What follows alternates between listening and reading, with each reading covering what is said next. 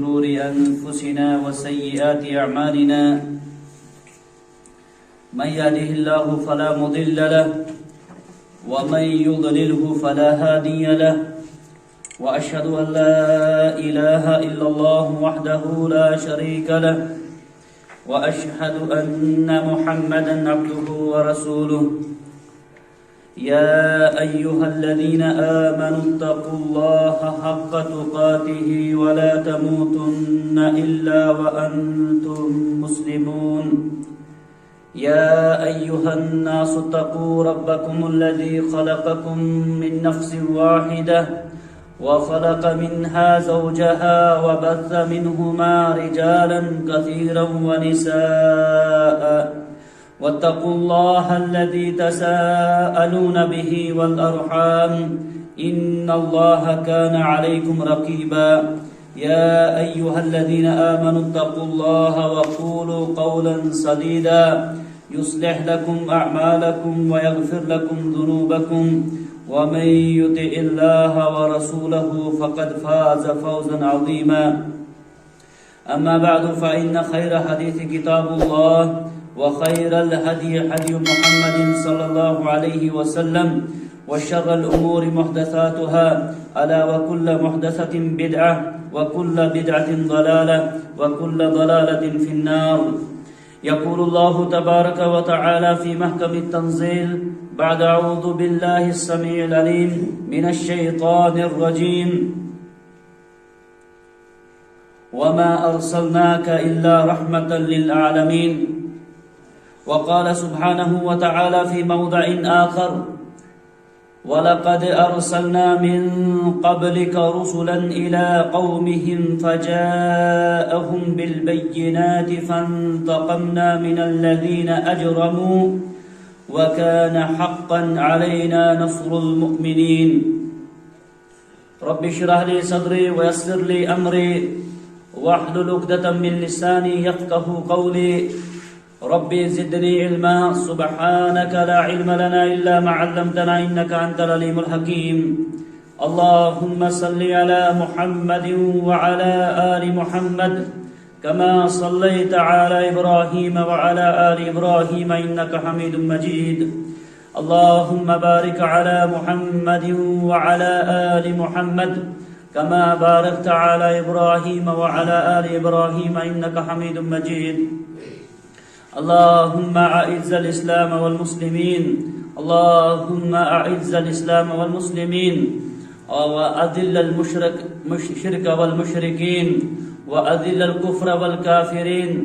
اللهم احفظنا واحفظ المسلمين في كل مكان. اللهم احفظنا واحفظ المسلمين في كل مكان. اللهم احفظ بلاد الحرمين الشريفين من كل شر ومن كل أعداء يا رب العالمين.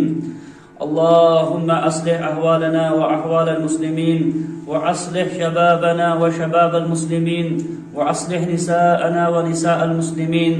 اللهم رب ارحمهما كما ربياني صغيرا. اللهم رب ارحمهما كما ربياني صغيرا. اللهم اشف مرضانا ومرضى المسلمين وارحم موتانا وموتى المسلمين. اللهم ربنا ظلمنا أنفسنا وإن لم تغفر لنا وترحمنا لنكونن من الخاسرين. آمین یا رب العالمین. تمام قسم کی تعریفات، حمد و ثنا، بڑائی اور کبریائی اس اللہ وحدہ لا شریک کے لیے جو خالق کائنات مالک ارض و سما ہے. اللہ تبارک و تعالی کی تعریفات کے ساتھ ساتھ بے شمار درود و سلام ہو آقا مدنی تاجدار مدینہ جناب محمد رسول اللہ صلی اللہ علیہ وسلم کی ذات اقدس پر کہ جن کو رب العالمین نے اہل کائنات کی طرف رہبر اور رہنما بنا کر مبعوث کیا تھا. معزز سامعین کرام،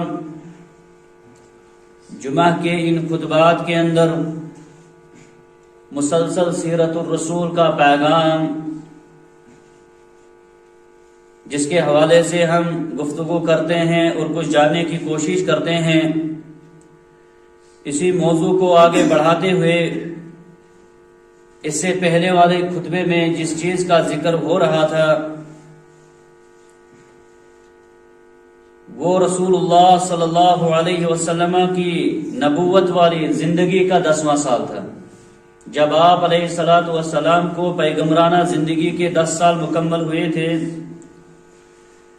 اس سال ایک عجیب و غریب واقعہ پیش آتا ہے جس سے آپ علیہ الصلوۃ والسلام بہت غم زدہ ہو جاتے ہیں۔ ایک واقعہ یہ ہوتا ہے کہ ابو طالب کا انتقال ہو جاتا ہے، جو اسلام کو نہ مانتے ہوئے بھی اسلام کا مددگار تھا، اسلام کا حمایتی تھا، جس سے ہمیں معلوم ہوتا ہے کہ کبھی کبھار کہیں جگہوں پر روئے زمین میں ایسے بھی واقعات ہوئے ہیں اور آئندہ بھی پیش ہوتے جائیں گے کہ غیر مسلموں نے بھی اسلام کی بھرپور حمایت کی ہے، اور ہمارے ملک کے اندر بھی اس وقت اس قسم کے بے شمار واقعات آپ کو وقتاً فوقتاً دیکھنے کو ملتے ہیں۔ اگر جہاں پر اسلام کے دشمنوں کی کمی نہیں، لیکن اسلام کے ہمدرد جو غیر قوموں میں پائے جاتے ہیں وہ بھی ہر دور میں آپ نے دیکھے ہیں۔ ابو طالب بھی ایک انہی میں سے تھا جو اسلام کو نہ مانتے ہوئے بھی اسلام کا ایک مددگار تھا، اور آپ اس چیز کا اندازہ اس بات سے لگا سکتے ہیں کہ وہ کتنا ہمدرد تھا اسلام کا،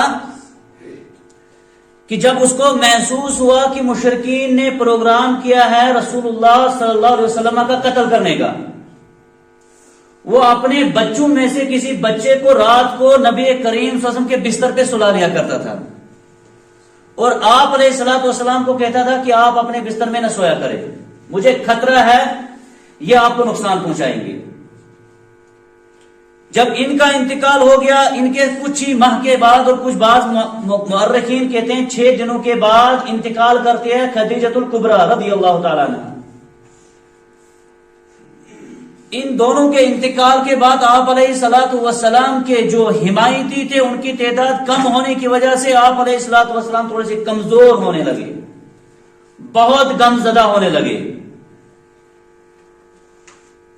بعض مورخین کہتے ہیں کہ اسی کے بعد یہ واقعہ پیش آتا ہے کہ اللہ رب العالمین نے آپ کو 7 آسمانوں کی سیر کرائی، معراج کا واقعہ پیش آیا، اور بعض مورخین کا ماننا ہے نہیں، معراج کا جو واقعہ تھا وہ ہجرت سے 16 مہینے پہلے، یعنی 1 سال 4 مہینے پہلے ہجرت سے یہ واقعہ پیش آیا۔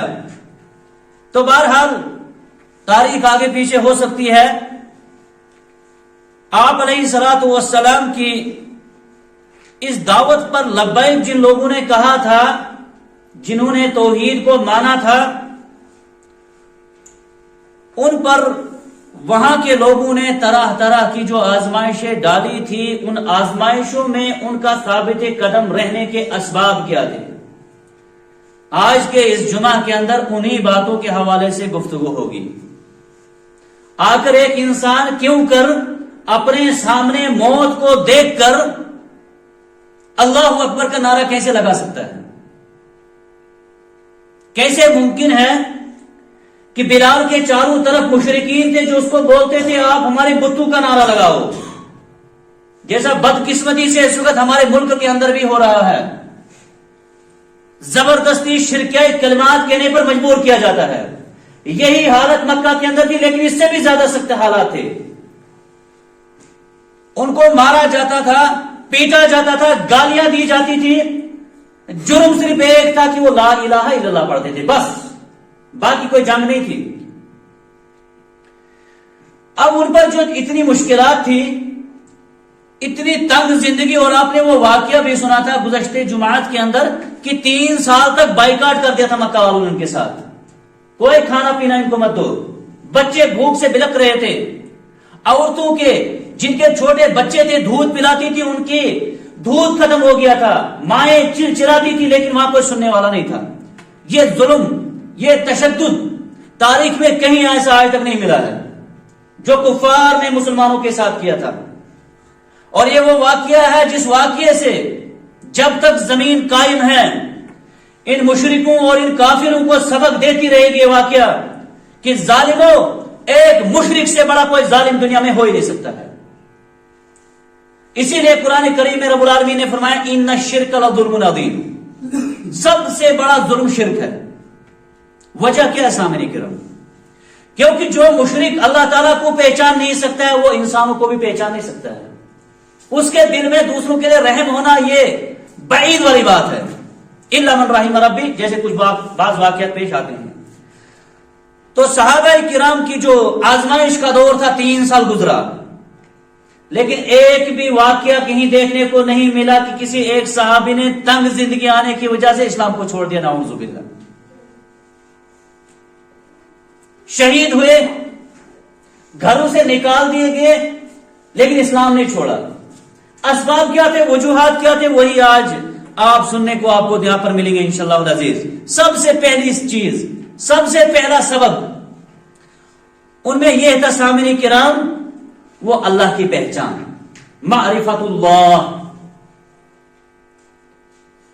جس کے بارے میں ہمیشہ ہم کہتے رہتے ہیں کہ قبر میں بھی پہلا سوال یہ ہوگا من ربک کا. قبر میں ڈالتے ایک انسان کو پہلا سوال ہوگا سامعین کرام، تیرا رب کون ہے؟ تیرا رب کون ہے؟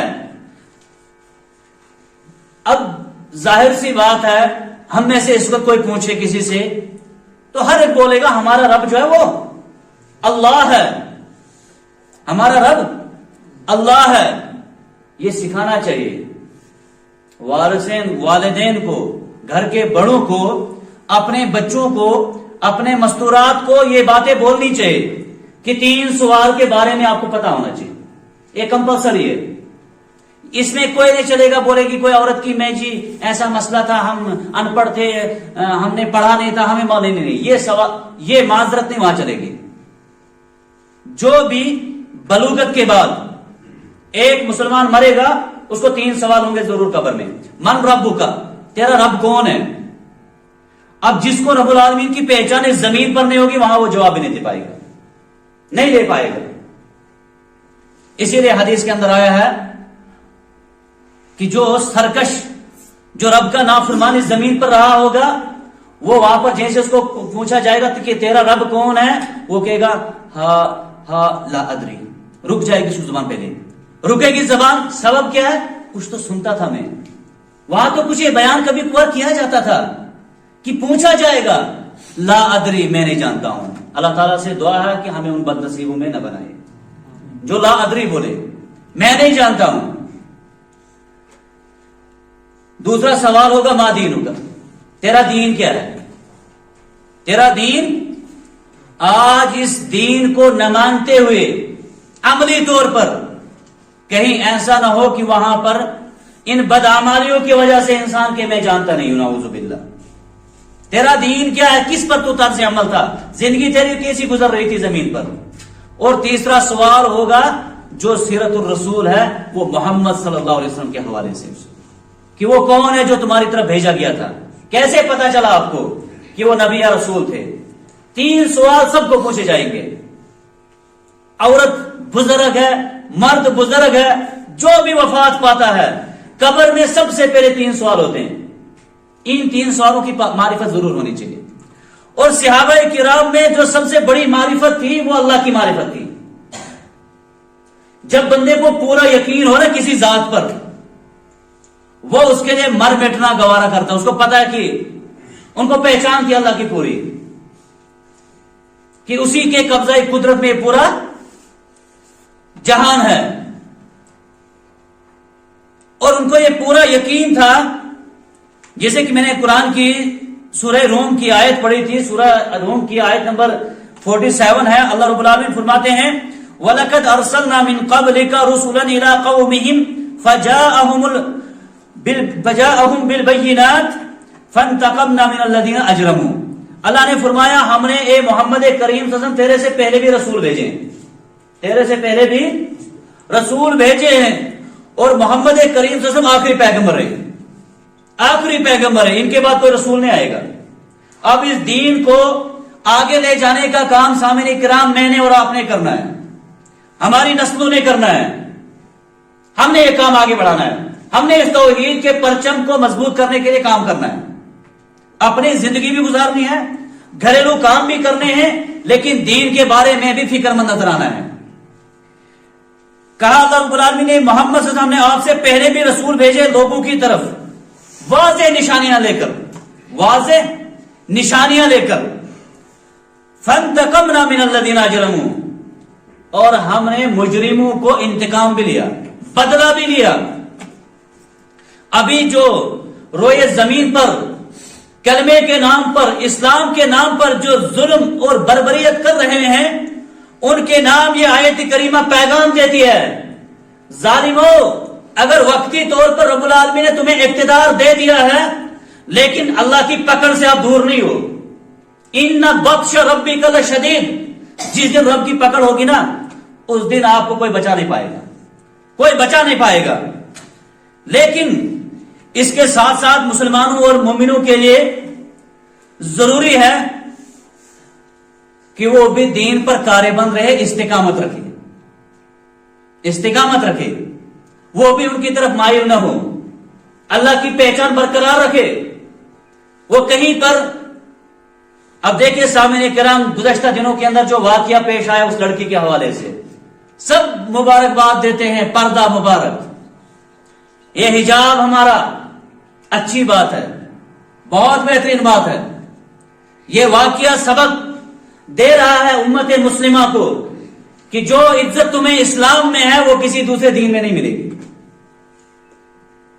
اگرچہ آپ کے آس پاس ظلمات کے بادل ہیں، ظالم کھڑے ہیں، اگر رب العالمین نے آپ کو ہدایت سے نوازا ہے، اللہ کا نام لے کر آپ زندگی سکون کی گزار سکتے ہیں. اس لڑکی سے کسی نے پوچھا آپ اس بھیڑ کو دیکھ کر ڈرے تو نہیں؟ کہاں ڈری ضرور، لیکن جب میں نے اللہ اکبر کہا مجھے ہمت آ گئی. اللہ اکبر کہا. دیکھیں سامعین کرام، ایمانی واقعہ، ایمان کو تازہ کر دینا واقعہ. اور ایسے واقعات بے شمار پیش آتے ہیں، بے شمار پیش آتے ہیں. چند ہی سال پہلے اسی ہندوستان کے ایک عالم دین کی وفات ہوتی ہے 2 سال پہلے، جس کے بارے میں پہلے بھی یہاں پر کہہ چکا ہوں، ضیاء الرحمن آدمی. اس نے جب 18-19 سال کی عمر میں اسلام قبول کیا، اس پر بھی تشدد ہوا، اس پر بھی ظلم ہوا، نہ وہ کلمے سے پیچھے ہٹا نہ نماز سے پیچھے ہٹا. تو پھر اللہ رب العالمین کا وعدہ ہے نا، وَكَانَ حَقًّا عَلَيْنَا نَصْرُ الْمُؤْمِنِينَ، ہمارا وعدہ ہے، اللہ فرماتے ہیں مجھ پر حق ہے، میرے اوپر واجب ہے کہ میں مومنوں کی مدد کروں گا. لیکن کس کی؟ مومنوں کی. مومن کس کو بولتے ہیں؟ جو حقیقی طور پر رب پر ایمان رکھتا ہو، ایمان لانے کے ساتھ ساتھ اللہ تعالیٰ کے حقوق اور جو احکام ہیں اس کی پاسداری بھی کرتا ہو، نبی پر ایمان رکھتا ہو، قبر کے بارے میں اس کا ایمان ہو، حشر کے بارے میں اس کا ایمان ہو. اللہ فرماتے ہیں مجھ پر واجب ہے مومنوں کی مدد کرنا، مومنوں کی مدد کرنا. لیکن کب؟ جب ان کو میرے اوپر ایمان ہوگا. تو صحابہ کرام پر جو آزمائشیں آئی، ان میں ان کی ثابت قدمی کی پہلی جو وجہ تھی سامعین کرام وہ یہ تھی کہ ان کے پاس معرفت اللہ تھی، اللہ کی پہچان تھی، جس کو بولتے ہیں توحید. توحید ان کی مضبوط تھی. وہ اللہ کے سوا کسی کو نفع نقصان والا مالک نہیں سمجھتے تھے، کسی پر ان کا کوئی بھروسہ نہیں تھا. اور ان کا یہ یقین راسخ ہو چکا تھا، جو حدیث نبی کریم صلی اللہ علیہ وسلم سے فرمائی تھی کہ اگر پوری دنیا جمع ہو جائے تمہیں کوئی نقصان پہنچانا، اگر اللہ نے آپ کی قسمت میں نقصان نہیں رکھا ہوگا دنیا نقصان نہیں پہنچا سکے گی. یہ ایمان تھا ان کا. نبی نے فرمایا تھا صلی اللہ علیہ وسلم کو کہ پوری کائنات جن و انس جمع ہو کر بھی اگر آپ کو کوئی فائدہ پہنچانا چاہیں گے، اگر اللہ نہیں چاہے گا آپ کو فائدہ نہیں پہنچے گا. اس پر ان کا یقین تھا کہ جو ہوگا وہ اللہ کی مرضی سے ہو رہا ہے، اللہ کی مرضی سے ہو رہا ہے. دوسری جو وجہ تھی، دوسرا جو سبب تھا سامعین کرام ان کا اسلام پر استقامت کا، اسلام پر ثابت قدمی کا، وہ تھی آپ علیہ الصلوۃ والسلام کی پرکشش کی عادت. کیونکہ اس قوم کا رہبر کون تھا اس وقت؟ رہنمائی کرنے والا کون تھا؟ محمد کریم صلی اللہ علیہ وسلم. آپ علیہ الصلوۃ والسلام کے بارے میں اسی سیرت کو تو ہم خطبوں میں آج پڑھ رہے ہیں. آپ علیہ الصلوۃ والسلام ہر اچھائی میں اعلیٰ معیار کے تھے، اخلاقیات میں، سچائی میں، بہترین سلوک میں آپ کا مقام اور مرتبہ جو تھا وہ بلند تھا. لہذا جو آپ کی رہنمائی تھی ان صحابہ کرام کو، اس نے بھی ان کو مضبوط بنایا تھا. اس کی وجہ سے بھی وہ اسلام پر ڈٹے تھے اور ان کو ان مشرکوں کی زیادتیاں جو ہیں اس پر کوئی ان کو رنج و غم نہیں تھا. اسی کے ساتھ ساتھ تیسرا جو سبب تھا ان کو اسلام پر کارے بند رہنے کا، وہ یہ تھا جس کی آج بہت زیادہ کمزوری ہے، بہت زیادہ کمزوری پائی جا رہی ہے.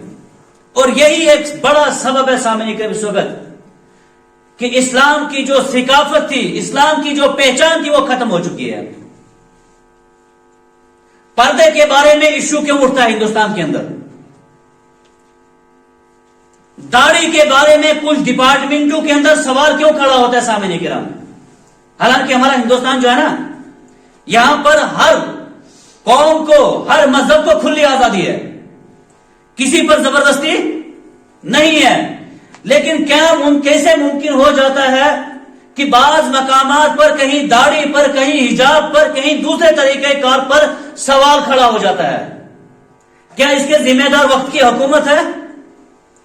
کیا اس کے ذمہ دار اسلام سے نفرت کرنے والے ہیں؟ واللہ کر کے ذمہ داری سے ممبر رسول سے کہہ رہا ہوں، اس کے ذمہ دار اس وقت کے ہم اہل اسلام میں دعوے دار مسلمان ہیں. مسلمانوں کے پاس پردے کی کتنی اہمیت ہے سامنے کرام؟ بازاروں میں جو عورتیں اترتی ہیں، 100 عورتوں میں سے کتنی عورتیں مسلمانوں کی ہیں جو با پردہ ہوتی ہیں؟ کوئی زبردستی مت ہے کہ رامن بازار میں اترنے سے پہلے آپ کو پردہ اتارنا ہوگا، نہیں ہے زبردستی. پردہ کر سکتے ہیں کہ نہیں؟ اور شاید میں اس ممبر سے اسے پہلے بھی کہہ چکا ہوں، یہ قانون الہی ہے جہاں پر آپ کو اسلام پر عمل کرنے کی آزادی ہے. اگر آپ نے عمل نہیں کیا، اللہ تعالیٰ اسے قانون نافذ کر سکتا ہے، تم اسلام پر چلنا چاہو گے لیکن اجازت نہیں ہوگی. اور واقعات ہو رہے ہیں ہندوستان میں، ہو رہے ہیں. لیکن کچھ ایسی ہمارے اندر، یہی میں کہہ رہا ہوں، یہی نقطہ میں بیان کر رہا ہوں، احساس ختم ہو چکا ہے، احساس نہیں ہے. ہاں جی، اس کالج میں لڑکیوں کو تنگ کیا گیا، عین ممکن ہے آپ کے کالجوں میں بھی پابندی لگ سکتی ہے پردے پر، کیونکہ اس وقت ہماری بچیاں 80-90% بچیاں بے پردگی میں جاتی ہیں. ظاہر سی بات ہے، غیر بھی سمجھتے ہیں شاید پردے کا خاص اگر مقام ہوتا تو یہ اتنے مسلمان بے پردگی میں نہیں نکلتے، ناممکن ہے. اس وقت سامنے اکرام اور ایک چھوٹی سی مثال میں دوں گا، شاید اس سے میرا موضوع اور واضح آپ سمجھ جائیں گے. ہم جب موٹر سائیکل وغیرہ چلاتے ہیں، سر پر ٹوپی لگانا ضروری ہے، وہ ہیلمٹ لگانا ضروری ہے. ایک کمیونٹی ہندوستان کے اندر ایسا ہے، ایک مذہب ایسا ہے سکھ، وہ ہیلمٹ کے بغیر چلتے ہیں، ان کو کوئی پکڑتا بھی نہیں ہے. کیوں؟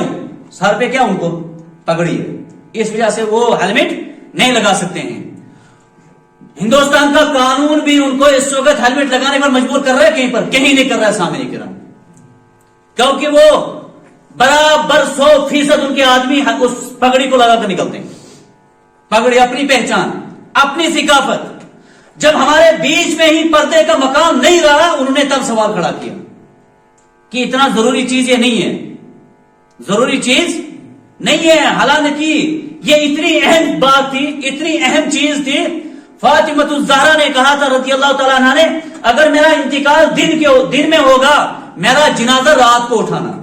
وجہ کیا؟ کسی کی غیر محرم کی نظر میرے اوپر نہیں پڑنی چاہیے. پردے میں، کفن میں مجھ پر کسی کی نظر نہیں پڑنی چاہیے. لیکن جب احساس کمتری کی شکار یہ قوم ہو چکی ہے، کوئی پرواہ نہیں ہوتا ہے باپ کو، بھائی کو، شوہر کو کہ گھر سے عورتیں کن حالتوں میں نکلتی ہیں.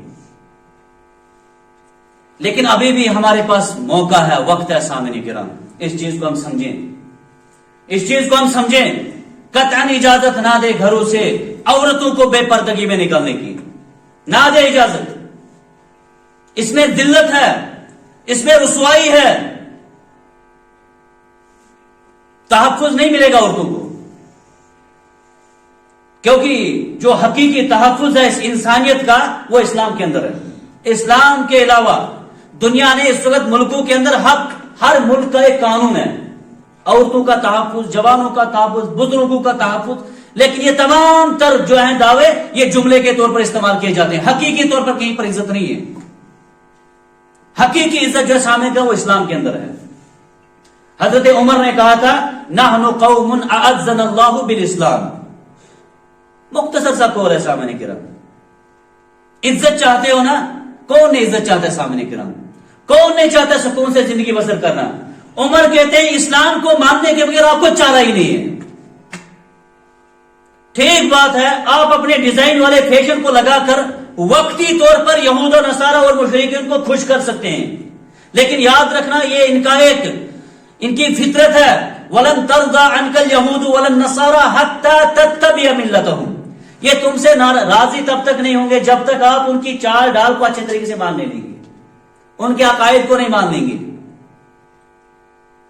اور اس وقت چل رہے ہیں سامنے کرام، بچہ 8 9 سال 10 سال کا بچہ ہے، کون ہے جو آن لائن گیم نہیں کھیلتا ہوگا؟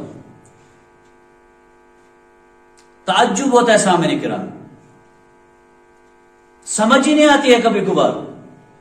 میں خود ایک بچے کو دیکھا ہوں، بہت کم عمر بچہ، قرآن سیدھا پتا نہیں، نماز کا طریقہ پورا پتا نہیں، گیم ایک ایسی کھیل رہا ہے واللہ کر کے میرا دماغ عجیب، اس کو سمجھ کیسے آ رہی ہے اس چیز کی، کیسے وہ اس میں گھس رہا ہے، کہاں تک وہ پہنچ رہا ہے۔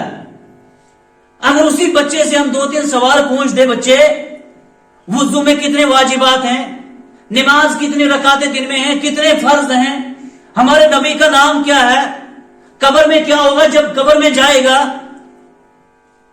وہاں سوال جواب ہوں گے، وہاں کس طرح زندگی بسر کرے گا، کوئی پتہ نہیں ہوگا۔ قرآن میں کتنی صورتیں ہیں یہ کوئی معلوم نہیں ہوگا۔ یہ چیز کیسے معلوم ہے؟ یہ ان لوگوں کی کوشش ہے، اور مسلمان احساس، ان کے اندر احساس کی کمزوری ہے، ان کے اندر احساس کی مضبوطی تھی، وہ اس چیز کو سمجھتے تھے کہ جو اسلام ہے اس میں وقتی طور پر آزمائشیں ہیں، تکلیفیں ہیں، لیکن آنے والی نسلوں کے لیے جو ہے نا اسلامی معاشرہ بہترین تشکیل دے سکتا ہے۔ اور اس کے لیے آپ سورہ کہف پڑھ کے آئے ہوں گے، وَكَانَ أَبُوهُمَا صَالِحًا، 2 یتیموں کا واقعہ، کوئی بھی گھر میں تفسیر آپ کے گھر میں ہوگی سامنے کرام، یہ واقعہ پڑھ لینا، ان کے اندر احساس تھا کہ ہماری نسلوں کا تحفظ اسی اسلام میں۔ اگر ہم نے دھوکہ دے کر پیسہ کمایا، وقتی طور پر بچوں کو آرام دے دیا، لیکن یہی دولت کر بچوں کو ذلیل اور رسوا کرے گی، کیونکہ قانون الہی ہے۔ بچوں کے بارے میں خیر خواہ ہو، آپ کو نیک بننا پڑے گا۔ ابن عباس کی، ابن مسعود کے حوالے سے آتا، رات کو نماز پڑھتا تھا، بچہ ساتھ میں ہوتا تھا، کہتا تھا بیٹے میں نماز نہیں پڑھتا، یہ تیرے لیے پڑھ رہا ہوں، کیونکہ یہ قانون الہی ہے۔ باپ اگر نیک رہا، ان کے بچوں کو سکون والی زندگی اللہ عطا کرتا ہے، سکون، ان پر کوئی ظالم مسلط نہیں ہوگا۔ نافرمان بن کے رہے گا جو معاشرہ، جو والدین وہ اپنے بچوں کے بارے میں بھیانک مستقبل کی تیاری کر کے رکھیں، کوئی بھی ظالم حکومت پر مسلط ہو سکتی ہے۔ وَكَانَ أَبُوهُمَا صَالِحًا، اللہ کا وعدہ ہے کہ جن کے والدین فرما بردار ہوں گے رب کے، ان کی نسلوں کو، یہاں تک کہ بعض مفسرین کہتے ہیں 7 نسلوں تک اللہ تعالیٰ ان کی حفاظت کرتا ہے، کوئی شر ان کو پہنچتا ہی نہیں ہے۔ 7 نسلیں سامنے کرام، غالباً یہ ابن کثیر رحمہ اللہ وغیرہ نے اس کو بیان کیا ہے، 7 نسلوں تک ان کو کوئی ظالم مسلط ان پر نہیں ہوتا ہے، صرف والدین کو نیک بننا ہے، احساس پیدا کرنا ہے کہ ہماری ان غلطیوں کی وجہ سے، مثال کے طور پر سامنے کا کوئی رشوت لیتا ہے، چھوٹی سی مثال ہوگا، رشوت لیتا ہے، اس کی غرض کیا ہے؟ اپنا اہل و عیال اس کا آرام کرے، اچھا سا مکان لے سکے، اچھا کھانا پینا یہ وغیرہ، کسی بھی طریقے سے غلط طریقے سے کوئی پیسہ کماتا ہے، دکان ہے، بزنس ہے، دھوکہ دے کر پیسہ کماتا ہے، وہ سمجھتا ہے وقتی طور پر میں کیا کروں گا، آسائش کر رہا ہوں، لیکن اس کو یہ سمجھنا چاہیے کہ میں اپنے بچوں کے ساتھ دھوکہ کر رہا ہوں، اپنی آنے والی نسل کے ساتھ دھوکہ کر رہا ہوں، کل وہ مشکلات سے دوچار ہو سکتے ہیں۔ اور اسی لیے جو اس وقت ہم کہتے ہیں جو مہنگائی کا عذاب ہے، بے روزگاری کا عذاب ہے، اس کے سبب بھی لوگ ہوتے ہیں، کیونکہ بازار میں جب دھوکہ عام ہوگا وہاں پر مہنگائی ہونا ضروری بات ہے، ضروری بات ہے. تو صحابہ کرام میں کیا تھا سامنے کرام؟ وہ احساس تھا، احساس تھا کہ ہم نے اگر غلط کیا اس کا انجام ہماری نسلوں کو بھگتنا پڑے گا. وقتی طور پر مشکلات اٹھائی، وقتی طور پر مصیبتیں اٹھائی، لیکن جو ان کا مستقبل تھا وہ مدینہ آپ کے سامنے آج بھی مثال ہے. مدینہ کے اندر اس وقت کیا امن و سکون ہے، مکہ کے اندر اس وقت کیا امن و سکون ہے. ان کی نسلیں کس طرح خوشی کی زندگی بسر کرتے ہیں، وجہ کیا ہے سامنے کرام؟ والدین نیک تھے، والدین نیک تھے. اس کے بعد اگلا جو سبب تھا سامنے کرام، آخرت پر ایمان. یہ بھی سبب ایک تھا ان کا اسلام پر استقامت کا، ڈٹے رہنے کا، نہیں چھوڑا اسلام کو. روح جسم سے الگ ہوگی لیکن زبان سے کلمہ شرک ادا نہیں کیا. آخرت پر ایمان ضروری چیز ہے. اور اسی طریقے سے پانچواں سبب جو تھا ان کا اسلام پر استقامت کا سامنے کرام، وہ یہ تھا کہ اس وقت کچھ ایسی صورتیں اور کچھ ایسی آیات نازل ہوئی جس میں پچھلی نسلوں کا واقعہ تھے، پچھلی قوموں کے واقعات تھے کہ ان کے ساتھ بھی سختیاں ہوئی، ان کے ساتھ بھی ظلم ہوا، لیکن آخر میں ان کی پکڑ ہوگی. اگر موسیٰ نے وقتی طور پر بنی اسرائیل کے ساتھ ظلم برداشت کیا، لیکن فرعون غرق ہوا، فرعون غرق ہوا. وہ اسلام پر استقامت رہے، مسلمان بن کر رہے. جیسا کہ قرآن کریم کے اندر ایک جگہ پر اللہ رب العالمین نے فرمایا، ام حسبتم ان تدخلوا الجنہ، کیا تمہارا گمان ہے تم جنت میں یوں ہی داخل ہو جاؤ گے؟ ولما یأتکم مثل الذین خلوا من قبلکم، اور تم کو وہ چیز نہ آئے جو تم سے پہلے لوگوں کو پہنچی تھی. البأساء والضراء، کبھی ان کو جسمانی آزمائشیں پڑی، کوئی بیماری آ گئی، کبھی ان کو مالی طور پر آزمائش آئی. صحابہ کو تو 3 سال تک بھوکا رہنا پڑا سامنے کرام، بہت کم خوراک ان کو پہنچتی تھی مکہ میں. یہ آیات نازل ہوئی یہاں تک کہ کہتے ہیں حتی یقول الرسول والذین آمنوا معه متی نصر اللہ. کبھی ایسے بھی حالات تنگ ہو جاتے تھے پچھلی قوموں کے اندر کہ رسول بھی کیا اٹھتا تھا کہ اللہ کی مدد اب کب آئے گی، اللہ کی مدد کب آئے گی. اللہ فرماتے تھے الا ان نصر اللہ قریب، بے شک اللہ تعالیٰ کی مدد قریب ہے. تو بہرحال اس قسم کی آیات نازل ہوئی جس سے ان کے اندر ایمان کی قوت مضبوط ہو جاتی تھی. وہ ان آزمائشوں پر ڈٹے رہتے تھے، کوئی پرواہ نہیں ہے. اس کے ساتھ ساتھ جو اگلا سبب تھا ان کا اسلام پر استقامت کا، اسی پر میں اپنی اس کو ختم کرتا ہوں، وقت جا رہا ہے. وہ یہ تھا کہ کامیاب ہونے کی بشارتیں، کامیاب ہونے کی بشارتیں ان کے ساتھ ساتھ کہ صبر کیجیے، آپ صبر کیجیے، آپ کو ہی حقیقی کامیابی ملے گی، آپ کو ہی حقیقی کامیابی ملے گی. اور ماشاءاللہ اس مسکان نامی لڑکی نے بھی بتا دیا مسلمانوں کو، ہماری بہنوں کو، ہمارے نوجوانوں کو، اسلام میں ہی حقیقی عزت ہے سامنے کرام. اگر اس وقت کسی نے اس کی تعریف کی، اگر کوئی اس کے دفاع میں کھڑا ہوا، اور غیر مسلم بھی بہت کھڑے ہوئے، کہا مبارک ہے اس بچی کے لیے، مبارک ہے ان کے والدین کے لیے، اتنے بڑے جھوٹ کے سامنے بھی اس نے اللہ اکبر کہا، اللہ اکبر کہا. اللہ رب العالمین ایسی بچیوں کو، اور وہاں اس واقعے کو دیکھ کر سامنے کرام ایک بڑی ہمت ملتی ہے ہمیں سامنے کرام. دعوت دینے والوں کو، اسلام کی طرف دعوت دینے والوں کو ہمت ملتی ہے کہ آج بھی ان کالجوں کے اندر جہاں بے حیائی ہے وہاں بھی مومنانہ صفات والے بچے اور بچیاں موجود ہیں، اگرچہ کم ہیں لیکن موجود ہیں. واللہ کر کے میں سمجھتا ہوں اس قسم کی بچیاں اور اس قسم کے بچے، انہی لوگوں سے توقع ہے کہ آگے اسلام انہی کی وجہ سے روشن ستارے کی طرح چمکے گا. ایسے لوگوں کے اسلام مضبوط ہوگا، نہ کہ ان بے غیرت لڑکیوں کی وجہ سے جو کسی پروگرام کے موقع پر، ان بے غیرت والدین کی وجہ سے جو 26 جنوری 15 اگست میں پروگرام کے نام پر کبھی گانا گانے کے لیے بچوں کو تیار کرتے ہیں، کبھی ڈانس کے لیے تیار کرتے ہیں. ان کو ایک تماچا دیا اس بچی نے کہ جو عزت پردے میں ہے وہ اس بے غیرتی میں نہیں ہے، اس کو بے عزتی میں نہیں ہے. اسلام نے جو آپ کو عزت دی ہے اس کو آپ برقرار رکھیے. زمین والے آسمان والے سے پہلے تمہاری مدد کے لیے تیار ہو جائیں گے. اور یہ واقعہ آپ کے سامنے بہترین مثال بن گیا. اللہ رب العالمین کو استقامت دے.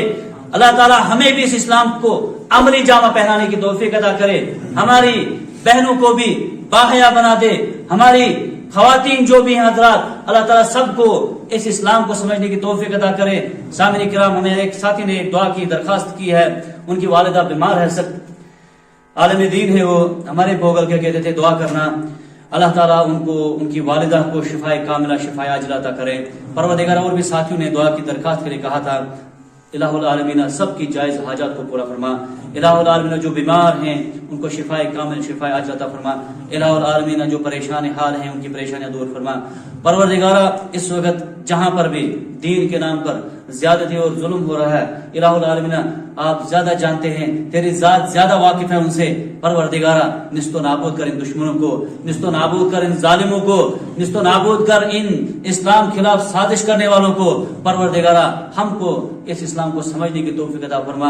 اقول قولی ھذا استغفر اللہ لی ولکم ولسائر المسلمین فاستغفروہ انہ هو الغفور الرحیم۔